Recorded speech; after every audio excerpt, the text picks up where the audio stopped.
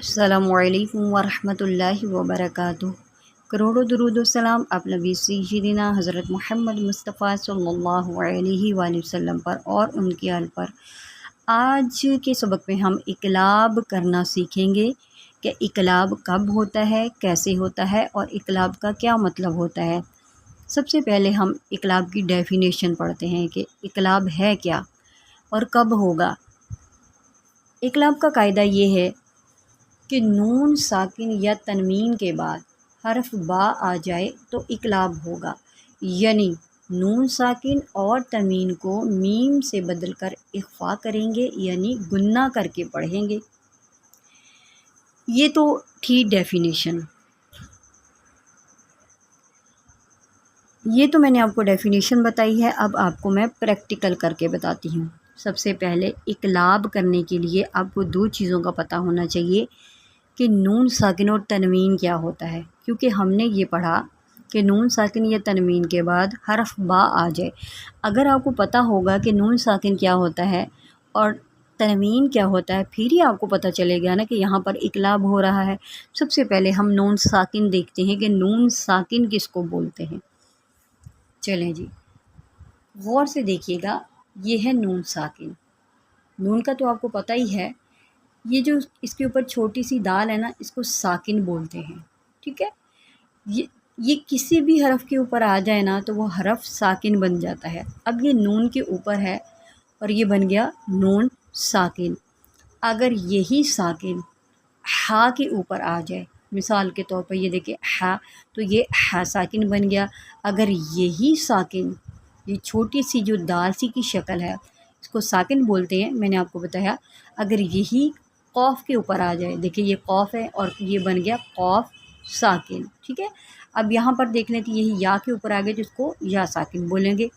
تو اگر یہ نون کے اوپر آئے گا تو یہ نون ساکن بن جائے گا، ٹھیک ہے۔ اس لیے اس کو ہم نون ساکن بولتے ہیں، کیونکہ اس کے اوپر ساکن ہے۔ اب آپ کو سمجھ آ گئی ہوگی۔ نیکسٹ سیکھتے ہیں تنوین کے بارے میں کہ تنوین کس کو بولتے ہیں۔ تنوین کہتے ہیں دو زبر، دو زیر اور دو پیش کو۔ یہ دیکھیے، لام کے اوپر دو زبر ہے، تا کے نیچے دو زیر ہے اور لام کے اوپر دو پیش ہے۔ دو زبر، دو زیر، دو پیش، یہ تینوں جو ہیں وہ تنوین کہلاتے ہیں۔ جب ہم عربی گرامر پڑھتے ہیں نا، تو عربی سیکھ رہے ہوتے ہیں، تو اس کی زبان میں اس کو دو زبر کو، دو زیر اور دو پیش کو تنوین بولتے ہیں، ٹھیک ہے۔ دو زبر، دو زیر، دو پیش کہا جائے تو آپ کو سمجھ آ جائے گی، لیکن تنوین کی سمجھ نہیں آتی۔ تو آپ نے یہ جان لینا ہے کہ دو زبر، دو زیر، دو پیش کو تنوین بولتے ہیں۔ یہاں تک آپ کو سمجھ آ گئی۔ اب جب آپ نے دیکھنا ہے کہ نون ساکن آ رہا ہے اور تنوین آ رہا ہے، یعنی کہ کسی بھی حرف کے اوپر یہ دو زبر، دو زیر، دو پیش ہو یا یہ نون ساکن ہو، اس کے بعد اگر حرف با آ جائے تو وہاں پر اقلاب کی شرط پوری ہو گئی کہ یہاں پر اقلاب ہو رہا ہے۔ مثال کے طور پر ہم سب سے پہلے یہ لفظ لکھتے ہیں کہ یہ دیکھیں، یہ ہے من بعدی۔ یہ دیکھیں، نون ساکن کے بعد حرف با آ گیا تو کیا ہو گیا، یہاں پر اقلاب ہو رہا ہے۔ جب یہاں پر اقلاب ہو رہا ہے تو یقیناً یہاں پر چھوٹی سی میم بھی آپ کو نظر آئے گی، ٹھیک ہے۔ اب یہاں پر ہم نے پڑھنا کس طرح ہے، گنہ کس طرح کرنا ہے، ٹھیک ہے۔ اقلاب کا گنہ کس طرح کرنا ہے، یہ آپ نے اچھے سے سمجھ لینا ہے۔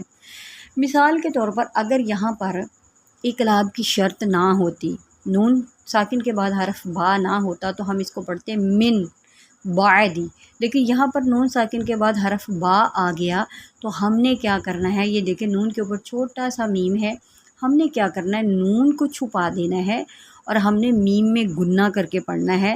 ہم نے پڑھنا ہے، پہلے ہم نے میم کو نون کے ساتھ ملانا تھا، اب ہم نے نون کو چھپا دیا۔ اب ہم نے میم میں جو ہے گنہ کر کے پڑھنا ہے، کس طرح، من بعدی، من بعدی۔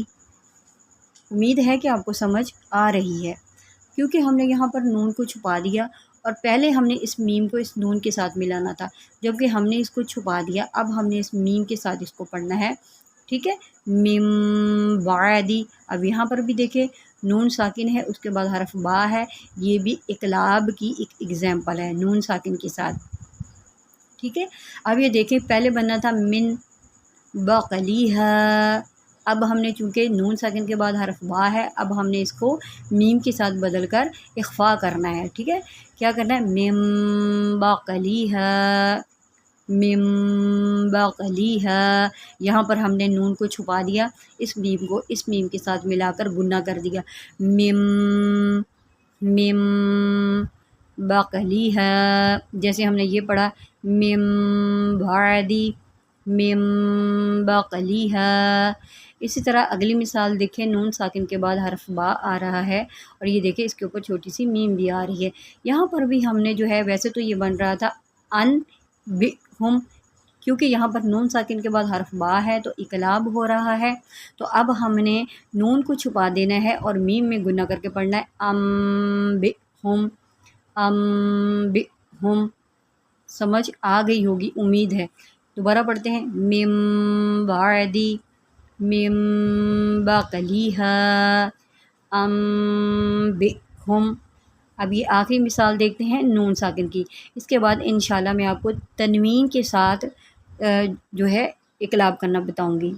اب یہ دیکھیں یہاں پر ہے لَيُنبَذَنَّ، اب ایسے تو یہ بننا تھا لَيُنبَذَنَّ، لیکن اب یہاں پر نون ساکن کے بعد حرف با آ رہا ہے، تو ہم نے کیا کرنا ہے، یا کو جو ہے نون کی بجائے میم کے ساتھ ملا کر، میم سے بدل کر ہم نے کیا کرنا ہے، گنہ کرنا ہے، لَيُنبَذَنَّ، لَيُنبَذَنَّ، نون کو چھپا دیا اور میم کے ساتھ جو ہے ہم نے گنہ کر دیا، لَيُنبَذَنَّ، لَيُنبَذَنَّ۔ دوبارہ پڑھتے ہیں، مم بعدی، مم بقلیھا، ام بہم، لَيُنبَذَنَّ۔ میں امید کرتی ہوں کہ نون ساکن کے ساتھ آپ کو سمجھ آ گئی ہے۔ اب انشاءاللہ ہم تنوین کے ساتھ کس طرح اقلاب ہوگا، اگر تنوین آ جائے اور اس کے بعد حرف با آ جائے تو پھر ہم کس طرح اقلاب کریں گے۔ اگر آپ یہ ویڈیو دیکھ رہے ہیں، آپ کو سمجھ آ رہی ہے، چینل پر نئے ہیں تو چینل کو سبسکرائب کر لیں، کیونکہ اس طرح کی ویڈیو میں بناتی ہوں تو آپ کو یقیناً اس سے فائدہ ہوگا۔ اگر آپ کو اس ویڈیو کی سمجھ آ رہی ہے تو چینل کو سبسکرائب کر لیں، ویڈیو کو لائک بھی کریں اور کمنٹ بھی کریں کہ آپ کو کتنا سمجھ آیا ہے، کیونکہ ڈیفینیٹلی یہ ویڈیو جو ہوتی ہے آسانی سے نہیں بنتی، بڑی محنت سے بنتی ہے اور آرام سے آپ دیکھ کے اس سے بہت سارا فائدہ اٹھا سکتے ہیں۔ تو پلیز ویڈیو کو لائک بھی کریں اور سبسکرائب بھی کریں چینل کو۔ جزاک اللہ۔ نون ساکن کے بعد حرف با آئے، اس کی مثالیں میں نے آپ کو سمجھا دی ہیں۔ اب تنوین کے بعد حرف با آئے پھر کس طرح اقلاب کریں گے، اب یہ سمجھیں گے۔ یہاں پر آپ دیکھیں کہ دو زبر ہے، یعنی کہ تنوین آ رہی ہے، اس کے بعد با ہے، ٹھیک ہے، یہاں پر اقلاب ہو رہا ہے۔ اگر اقلاب نہ ہو رہا ہوتا، یہاں پر با نہ ہوتا تو ہم اس کو پڑھتے قولن، ٹھیک ہے، قولن، با نہ ہوتا، ٹھیک ہے، قولن، لیکن یہاں پر با آ گیا تو مطلب اقلاب ہو رہا ہے، تو یہ چھوٹا سا میم آ گیا۔ اب ہم اس کو پڑھیں گے قولم، قولن کی بجائے قولم، ٹھیک ہے، ہم نے کیا کیا، تنوین کو میم سے بدل کر اخفا کیا ہے، قولم بلیغن، قولم بلیغن۔ یہ کوئی مشکل نہیں ہے، بس ہم سمجھ لیں تو آپ کو آسانی سے آ جائے گا، قولم بلیغن۔ اسی طرح دیکھیں یہاں پر دیکھیں خبیرم بصیرن، خبیرم بصیرن۔ اب دیکھیں دو زبر کی تنوین ہے، اس کے بعد یہ با آ رہا ہے اور یہ دیکھیں میم، ٹھیک ہے، دو زبر کے بعد با آ رہا، اقلاب ہو رہا ہے۔ یہ جو الف انہوں نے لگایا یہ خوبصورتی کے لیے لگایا ہے، کوئی اس کے اوپر زبر نہیں ہے، زیر نہیں ہے، پیش نہیں ہے، اس کو آپ نے چھوڑ دینا ہے، ٹھیک ہے، اس کو نہیں آپ نے دیکھنا، غور نہیں کرنا۔ را کے اوپر دو زبر ہے، اس کے بعد با ہے، ٹھیک ہے، تو یہ کیا ہو گیا، یہاں پر اقلاب ہو رہا ہے۔ اب کس طرح اقلاب کریں گے، خبیرم، رم، اگر اقلاب نہ ہوتا، با نہ ہوتا تو پڑھتے رن، خبیرن، لیکن اب یہاں پر با آ گیا تو ہم پڑھیں گے خبیرم بصیرن۔ اب ہم اس کو رم پڑھیں گے، میم کے میں جو ہے گنہ کریں گے، خبیرم بصیرن، قولم بلیغن، خبیرم بصیرن۔ نیکسٹ دیکھتے ہیں، اب یہ دیکھیں کہ دو زیر ہے، پہلے میں نے آپ کو دو زبر کے ساتھ بتایا کہ اس کے بعد با آیا تو اقلاب ہو رہا ہے، اب دو زیر کے بعد حرف با آ رہا تو پھر بھی یہاں پر اقلاب ہی ہو رہا ہے، کیونکہ دو زبر دو زیر دو پیش کو تنوین بولتے ہیں۔ اب یہاں پر دیکھیں اس کو ہم پڑھیں گے جنتم بربوتن، جنتم تم، ویسے اگر با نہ ہوتا تو اس کو تن پڑھتے، جنتن جنتن۔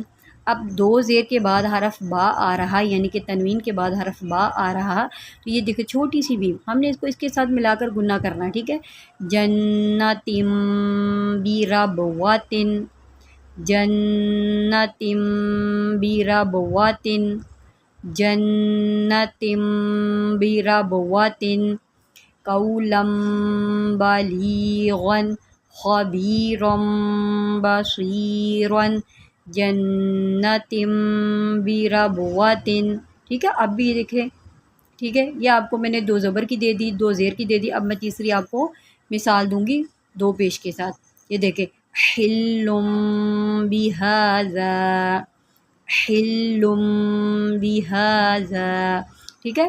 ویسے اگر یہاں پر اقلاب نہ ہوتا تو پڑھتے حلن حلن، لیکن یہاں پر میم میں ہم نے کیا کرنا ہے، تنوین کو میم سے بدل کر اخفا کرنا ہے، حلم، لام کو میم سے ملا کر گنا کریں گے، حلم بہذا، حلم بہذا، صم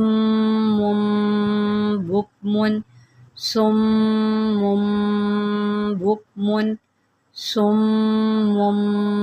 بکم، پہلے ہم نے میم مشدد کا گنا کیا، اس کے بعد میم کے اوپر دو پیش ہے، یہ تنوین ہوا، اور اس کو ہم نے میم کے ساتھ بدل کر ہم نے اخفا یعنی گنا کرنا ہے، صم بکم، صم